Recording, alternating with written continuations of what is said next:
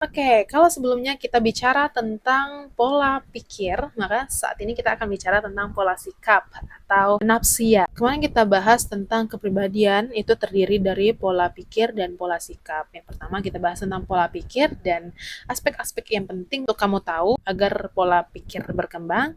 Kemudian saat ini kita akan bicara tentang pola sikap, di mana pola sikap ini atau nafsiyah istilahnya gitu ya, itu yang akan kemudian mencerminkan kamu ini punya kepribadian yang unggul atau tidak. Welcome back to my channel, Arma Adawiyah. Semoga dialog kita kali ini bisa membuat kita sama-sama bertumbuh menjadi pribadi yang lebih baik lagi, menjadi sosok yang lebih bermanfaat lagi untuk society, bermanfaat lagi untuk umat.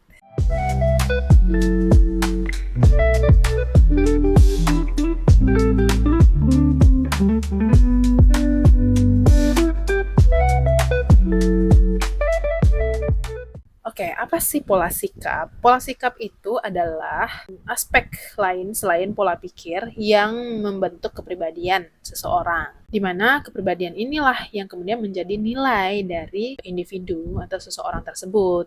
Tapi yang perlu kamu ketahui adalah pola sikap atau nafsiyah tadi itu merupakan cara kamu dalam memenuhi yang pertama naluri, yang kedua kebutuhan jasmani. Oke, santai-santai. Kita akan bahas perlahan biar kamu bisa paham nih gimana pola sikap ini bisa terbentuk. Akhirnya kamu punya pola sikap yang positif, punya pola sikap yang unggul yang akan membawa kamu punya kepribadian yang unggul tadi. Karena apa? Kepribadian itu terdiri dari dua aspek, yaitu pola pikir dan pola sikap.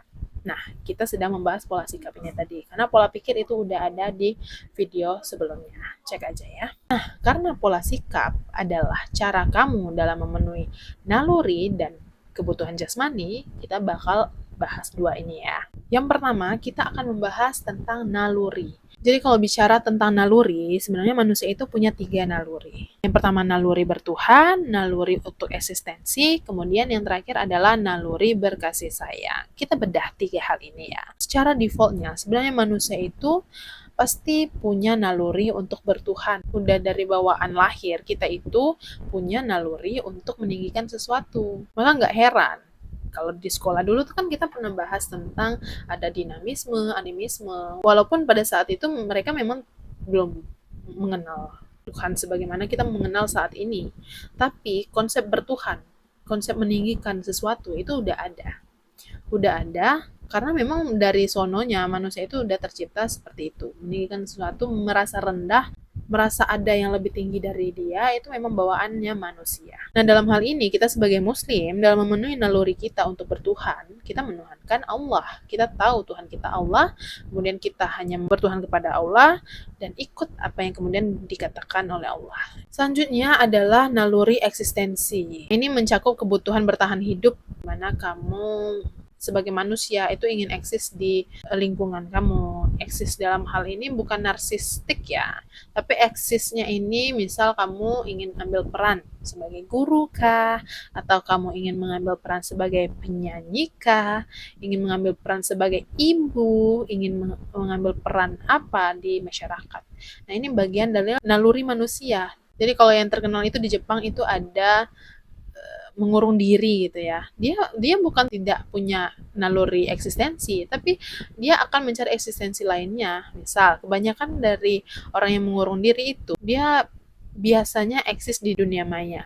Dia adalah bisa jadi orang yang terkenal di dunia maya. Pemenuhan nalurinya dalam eksistensi itu adalah bukan di kehidupan dunia nyata, tapi di dunia maya.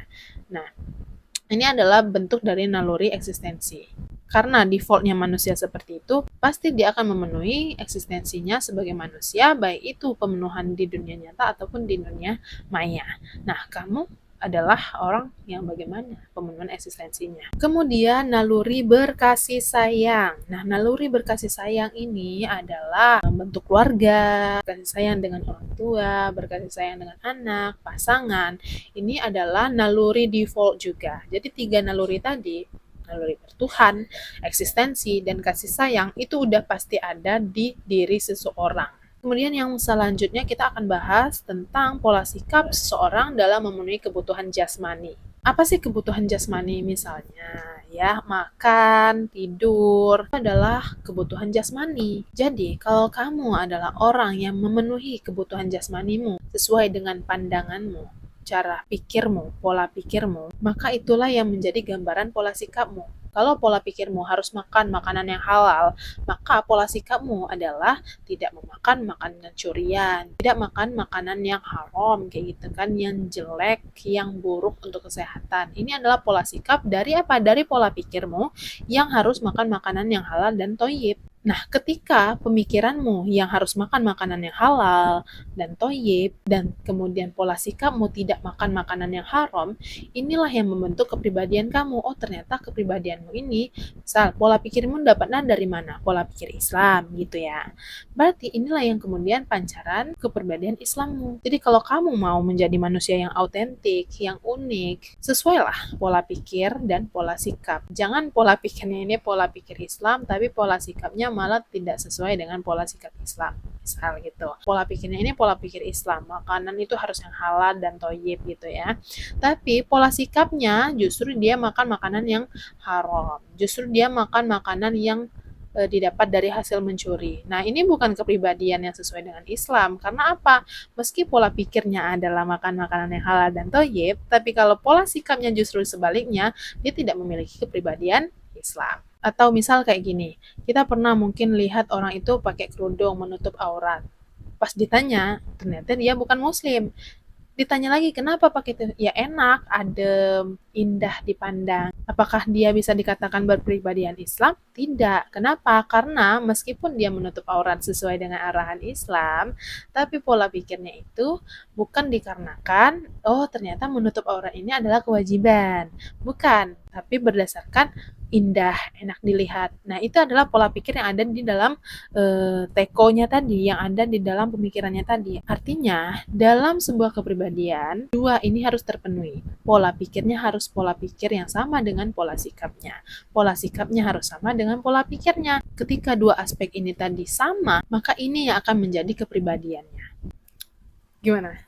Gimana? Jelimet gak sih? Semoga apa yang aku sampaikan itu mudah untuk dicerna. Kalau misalnya masih sulit, boleh di komen. Aku akan berusaha lebih menyederhanakan lagi cara penyampaianku. Semoga kalian bisa terima. Mari kita berdialog dan bertumbuh bersama di video yang lainnya. Kamu bisa temukan aku di Instagram untuk review buku, novel aku di KBM, dan media sosial lainnya dengan username Arum Al Adawiyah. Dah, Assalamualaikum warahmatullahi wabarakatuh.